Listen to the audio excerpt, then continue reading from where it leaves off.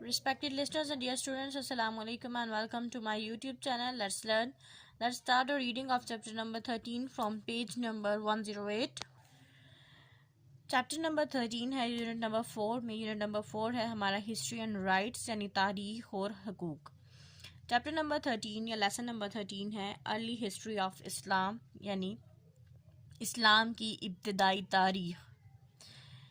First topic है इसमें the rightly guided caliph रज़ी अल्लाह ताला अन्हा यानी सच्चे रास्तबाज खुलफा इकराम रज़ी अल्लाह ताला अन्हा. After the demise of the last profit Mohammad सल्लल्लाहु अलैहि वसल्लम, the people in Medina had different views about who should lead the Muslims.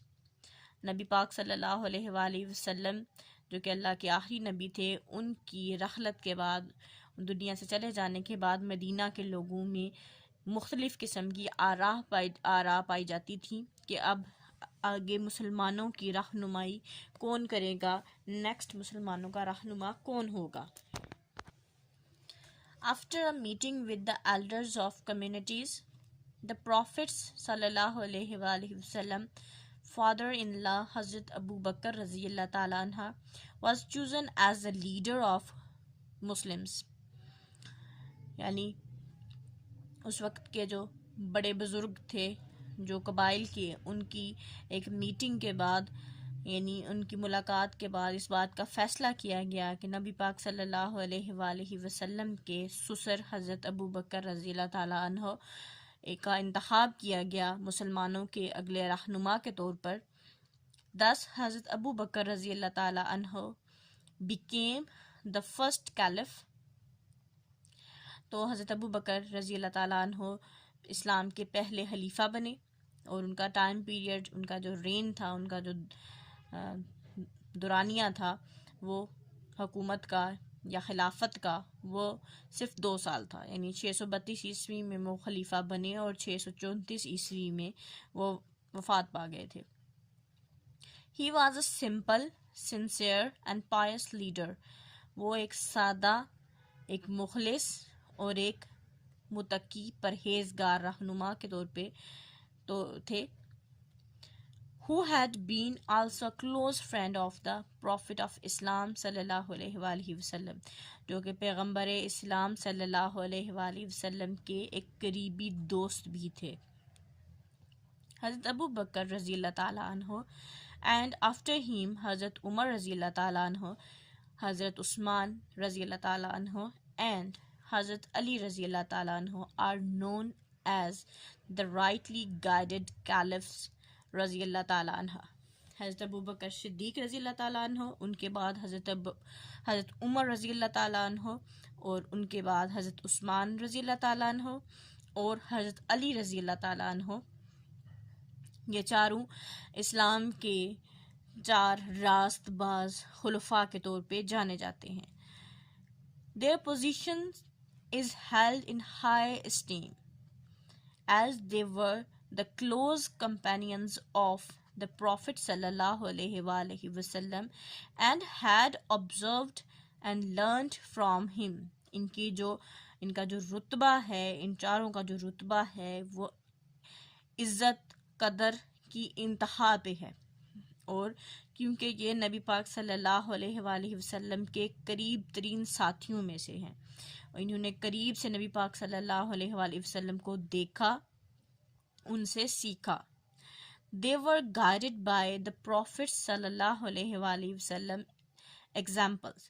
वो नबी पाक सल्लल्लाहु अलैहि वसल्लम की जो मिसालें हैं उनसे रहनुमाई लेते थे. And their खिलाफत of the newly established Islamic State are upheld as a role model.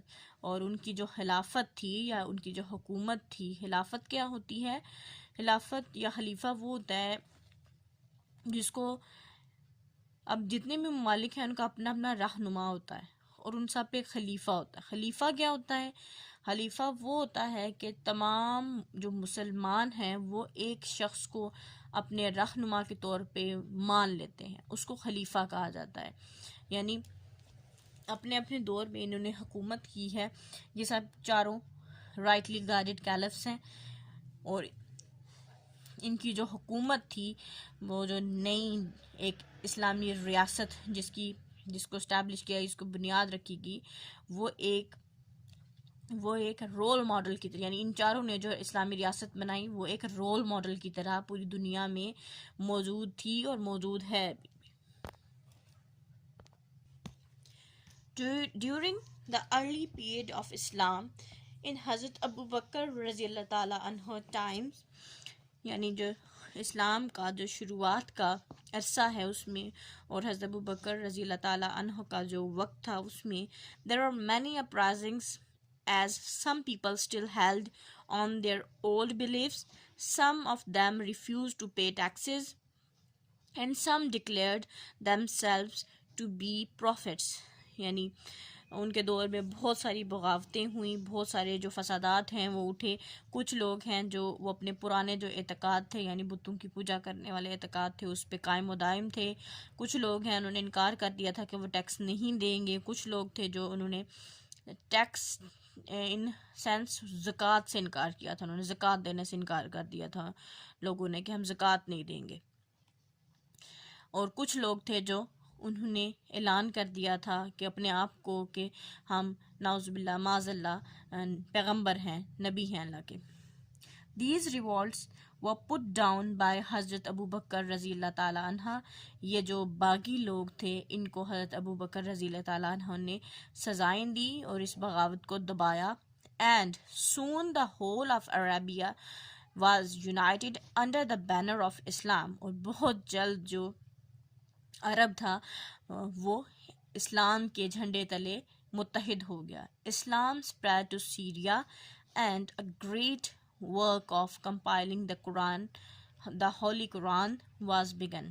اور ایک بہت اسلام جو سا ہے شام تک پھیلا، شام ملک کا نام ہے، وہاں تک پھیلا، اور ایک بہت عظیم کام جو اس وقت شروع ہوا وہ تھا کہ قرآن مجید کی جو کو مرتب کرنا، یعنی اس کی ترتیب سے اس کو بائنڈ کرنے کا جو کام ہے وہ سٹارٹ ہوا. نیکسٹ دور شروع ہوتا ہے سیکنڈ کیلف حضرت عمر ابن الخطاب کا. The second caliph was حضرت عمر ابن الخطاب رضی اللہ تعالی عنہ. جو دوسرے خلیفہ ہیں ہمارے وہ ہیں حضرت عمر ابن الخطاب رضی اللہ تعالی عنہ، جن کا رین ہے 634 عیسوی میں انہوں نے ایک خلافت سنبھالی اور 644 عیسوی میں ان کی وفات ہوئی، شہید ہوئے یہ. اور یعنی ان کا جو ٹائم پیریڈ ہے خلافت کا وہ 10 سال بنتا ہے. Under his leadership, Islam spread further into Syria and into Iraq.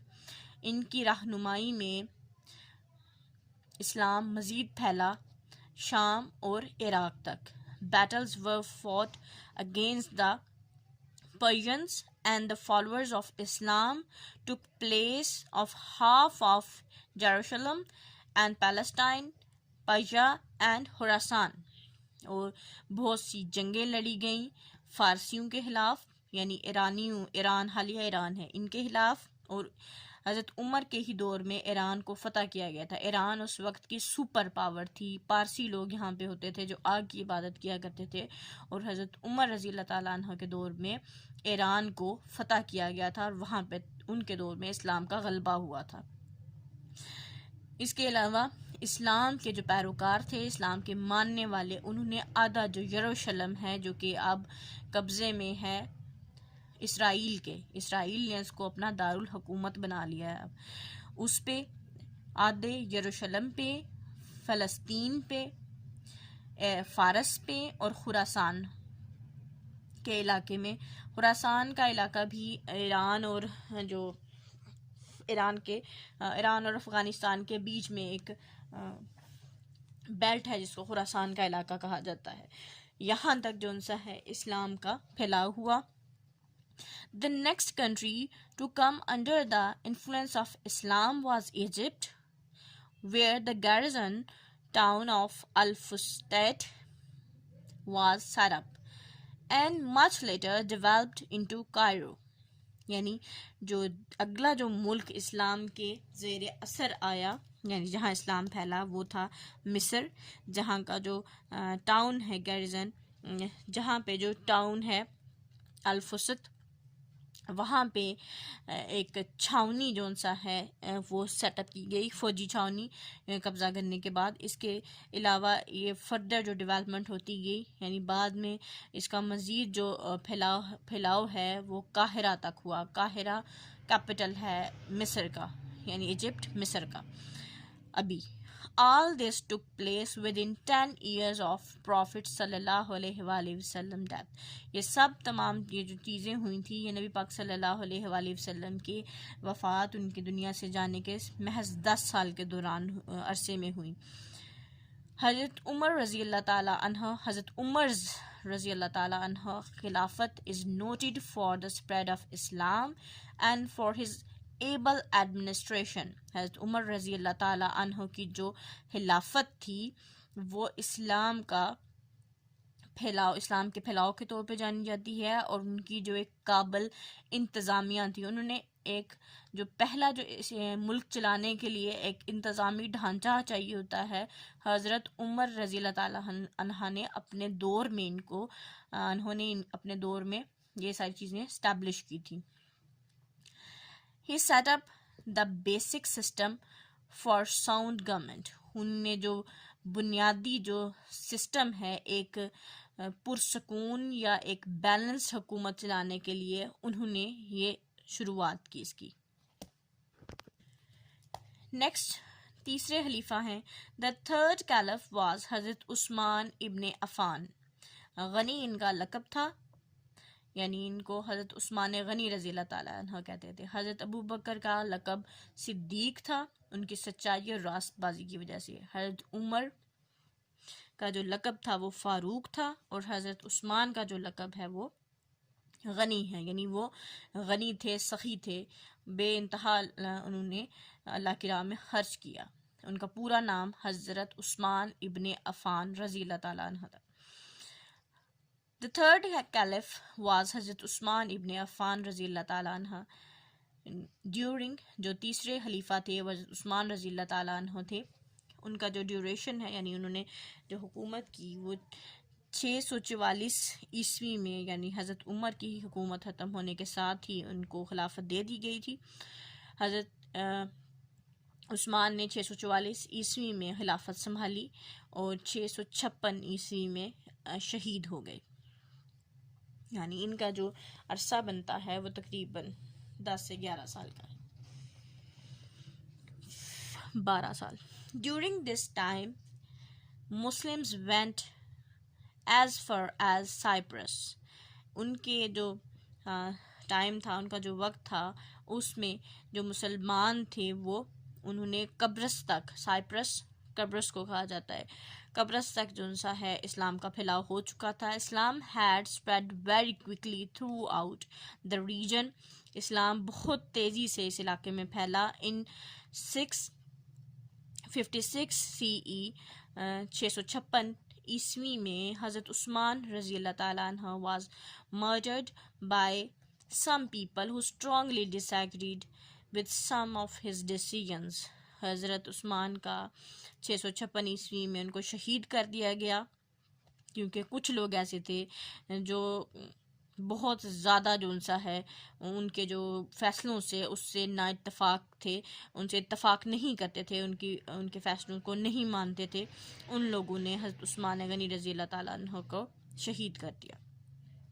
The important work of completing the compilation of the Holy Quran was done during the خلافت of حضرت عثمان رضی اللہ تعالیٰ عنہ، یعنی ایک بہت اہم کام جو کہ شروع کیا گیا تھا حضرت ابو بکر کے دور میں، کہ قرآن پاک کو مرتب کرنا، اس کو کمپائل کرنا، ترتیب میں لگانا اور ایک ترتیب میں اس کو بائنڈ کرنا۔ یہ کام جو حضرت ابو بکر رضی اللہ تعالیٰ عنہ کے دور میں شروع ہوا تھا، اس کو مکمل کیا گیا حضرت عثمان ابن عفان کے دور میں رضی اللہ تعالیٰ عنہ۔